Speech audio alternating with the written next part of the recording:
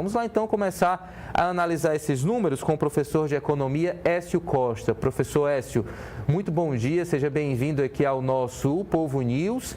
Teve gente até que ficou aliviada, principalmente ao observar esses números aí em relação ao Brasil. Se esperava muito mais, mas ficou aí no percentual de 10%. A que o senhor atribui esse percentual? Por que Trump foi mais duro com alguns países e menos com outros? Muito bom dia. Bom dia, Ítalo. Bom dia ao pessoal que acompanha o Povo News. Bem, realmente eu era um dos que acreditava que o peso dessas tarifas iria ser maior, né? Se falava em tarifas mínimas de 10%, num passo seguinte de 20%, depois chegando a 35%, e veja que o Brasil ficou naquele grupo dos que terão uma tarifa no patamar bem mais baixo do que outros países, como você já mencionou, né? A China com 34%, a União Europeia acima de 20%. Então, nesse momento é um momento de alívio, mas é um momento também de contínua negociação, né, com os Estados Unidos para que essas tarifas não venham a ser escaladas, né, e que se negocie, na realidade, acordos comerciais, facilitação ao comércio, e não venha um processo de retaliação. Até porque o que se esperava, como eu disse, era tarifas mais altas, porque o Brasil é muito protecionista e ele sim exerce, né, tarifas bem superiores a essa média de 10% que é aplicada que foi aplicado contra o Brasil. O Brasil passa disso em estimativas que foram feitas pelo Banco Mundial, com tarifas bem mais altas que essas contra os Estados Unidos. O que se acredita é que essa tarifa, ou esse patamar de tarifa, tenha sido levado mais em consideração o déficit comercial dos Estados Unidos com o Brasil. Como não é um déficit muito elevado, então se aplicou uma tarifa de 10%. Agora, tem outros itens, né, como aço e ferro, que estão com uma tarifa mais elevada de 25%. Só que as principais empresas que produzem, né, e exportam para os Estados Unidos talvez não sejam tão impactadas, porque, inclusive, tem filiais lá dentro dos Estados Unidos. Então, esse foi um resultado preliminar que não foi tão negativo assim para o Brasil. O que eu gostaria realmente de enfatizar é que o Brasil não deve iniciar um processo retaliatório. Pelo contrário, a negociação tem que ser no outro caminho, na outra direção, de uma facilitação ao comércio, né, para que essas tarifas sejam mantidas nesse patamar ou até mesmo reduzidas num futuro próximo, desde que o Brasil se mostre disposto, né, a cooperar, a facilitar o comércio com os Estados Unidos.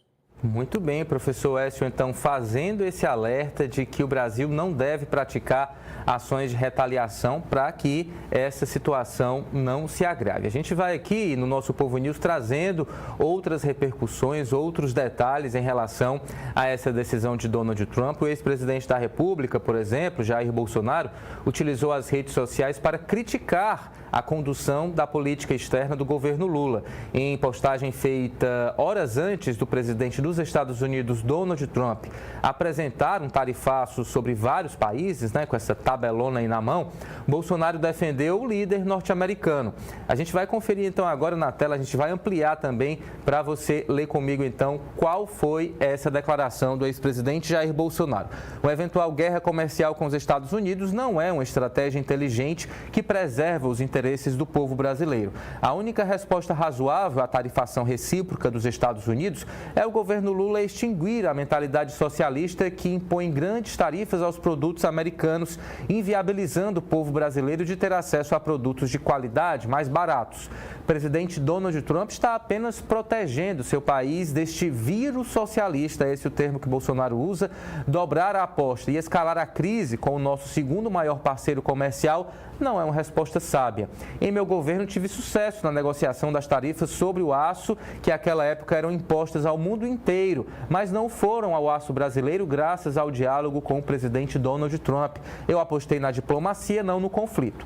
Paralelamente a tudo isso, ainda reduzi tributos de mais de 4 mil itens, resultando em arrecadação recorde aos cofres públicos. Curva de Laffer, destaca aí Jair Bolsonaro.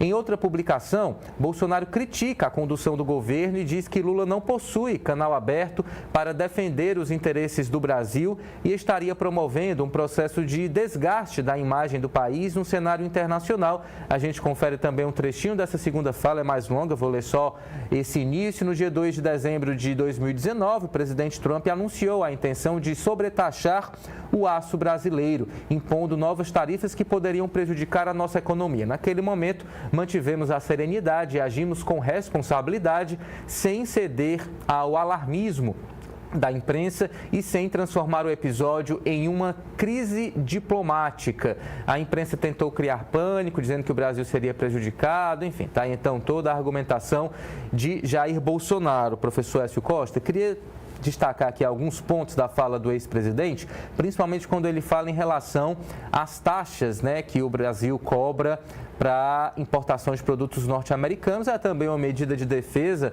da nossa indústria, né? Importante também pensar no comércio local. O senhor avalia que tem espaço para o Brasil diminuir aí essas taxas alfandegárias, essas taxas de importação, e em que produtos especificamente, na sua visão? Sim, há espaço. Veja, o Brasil hoje já negocia via Mercosul um acordo comercial com a União Europeia, onde há um processo de redução tarifária para que os produtos europeus tenham acesso ao mercado brasileiro e vice-versa, e os produtos brasileiros tenham acesso ao mercado norte-americano. O mesmo tipo de acordo pode ser costurado com os Estados Unidos para que os produtos americanos possam acessar o mercado brasileiro e vice-versa. Isso tudo deve entrar no processo de negociação. O Brasil, ele sempre foi um país que não tomou lados, né, muito antagônicos com os diversos países. Ele consegue dialogar com a China, com a União Europeia, com os Estados Unidos, com os vizinhos. Essa é uma postura que deve ser mantida para que você consiga ter acesso a esses mercados, mas tudo é um processo de toma lá da cá, né? Ou seja, você precisa abrir mão de alguns setores, de alguns mercados domésticos, para poder ter acesso ao mercado americano, no caso. Inclusive, é interessante ressaltar que as exportações brasileiras para os Estados Unidos, elas são, inclusive, de um valor agregado bem maior do que as exportações que são orientadas, que são direcionadas para a China. A China hoje é nosso maior parceiro comercial, os Estados Unidos vem em segundo lugar, mas em agregação de valor a gente exporta muito mais bens com valor agregado para os Estados Unidos do que para a China. Então é um parceiro comercial relevante que precisa ser bem tratado, bem negociado, para que a gente possa manter o comércio internacional entre esses dois países. Eu repito, agir com ações retaliatórias vai trazer, na realidade, mais à tona, mais à evidência de que nós já somos muito mais protecionistas do que eles são. E isso pode fazer com que haja uma escalada tarifária e a gente venha a sentir impactos muito mais negativos do que esses que estão sendo previstos com essa elevação que foi considerada pequena, né, nessas tarifas dos produtos brasileiros que vão para os Estados Unidos. É isso, toda cautela é necessária e a nossa diplomacia com certeza tem ciência disso, o vice-governador e ministro Geraldo Alckmin também. Agora eu vou trazer aqui uma notícia em relação ainda ao governo Trump.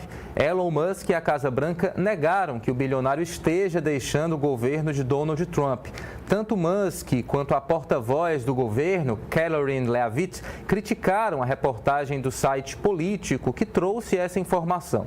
De acordo com a publicação, Trump teria acertado a saída do empresário para as próximas semanas. A decisão teria sido tomada em consenso com Musk e até anunciada a aliados do presidente, incluindo membros do gabinete, segundo essa reportagem. Atualmente, Musk comanda o Departamento de Eficiência Governamental e atua como funcionário especial do governo, com a missão de identificar gastos excessivos e propor reformas na máquina pública. No X, o bilionário classificou as informações desse site como falsas. Já Leavitt chamou a reportagem de lixo.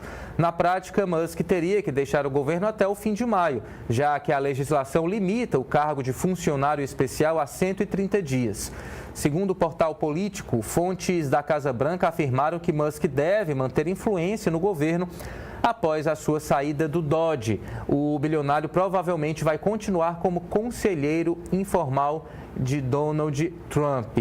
Professor Écio Costa, para me despedir, lanço aqui também mais uma pergunta para o senhor em relação a essa medida que foi aprovada também ontem na Câmara, né, de reciprocidade, a chamada Lei da Reciprocidade. Até que ponto ela pode atrapalhar as negociações entre Brasil e Estados Unidos, ou é uma medida que o Brasil pode deixar ali na gaveta, guardadinho, para usar apenas em casos extremos? Pois é, Ítalo, a minha expectativa é isso, que realmente seja uma lei para apenas trazer domesticamente, ou seja, dentro do Brasil, um posicionamento, mas que na prática não seja utilizada, né? A lei, ela permite alterações rápidas na elevação de tarifas de importação e também de barreiras sanitárias, né, com o princípio de uma reciprocidade em relação a outros países, da forma com que eles tratam o Brasil. Só que aí, por exemplo, na parte das barreiras tarifárias, nós praticamos barreiras tarifárias mais altas do que eles em relação ao nosso país. Então, a efetividade disso cai em vão. Na parte sanitária, hoje, realmente, você tem uma forma de protecionismo importante das nações desenvolvidas com relação à qualidade dos produtos, principalmente agrícolas, né, que são oriundos aqui do Brasil e destinados para esses países. Há uma série de procedimentos que devem ser adotados. E se eles exigem isso dos produtos brasileiros, nós vamos exigir isso dos produtos que vêm de lá. Provavelmente isso já deve ser atendido, porque senão o mercado desses países não consumiria os seus próprios produtos. Então, como eu disse, na realidade uma medida mais política, né, que eu espero não tenha grandes repercussões, não seja utilizada como um objeto de aumentar o protecionismo brasileiro, que já é muito alto. Para você ter uma ideia, Ítalo, se a gente olha o peso das exportações no PIB brasileiro, ele é muito baixo, tanto das exportações como das importações.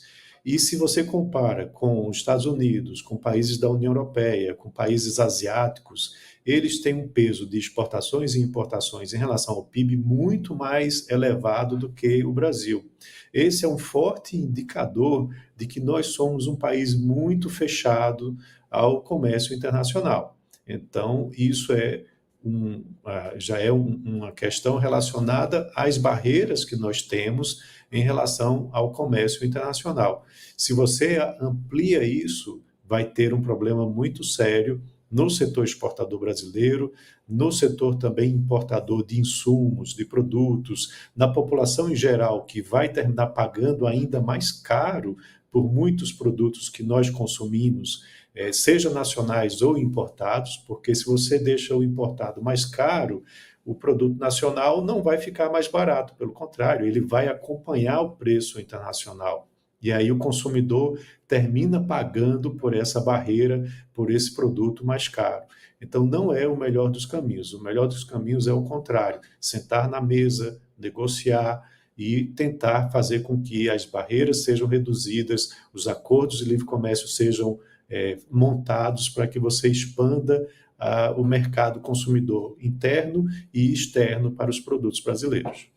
É isso, nuances, aspectos interessantíssimos que de forma brilhante o nosso professor Écio Costa traz aqui para a gente, fugindo do bom senso, e é assim que a gente deve discutir a economia, né, professor? Avaliando vários aspectos, sem ficar só na superficialidade. Muito obrigado mais uma vez pela sua participação, bom dia, até a próxima. Obrigado, um bom dia, até uma próxima.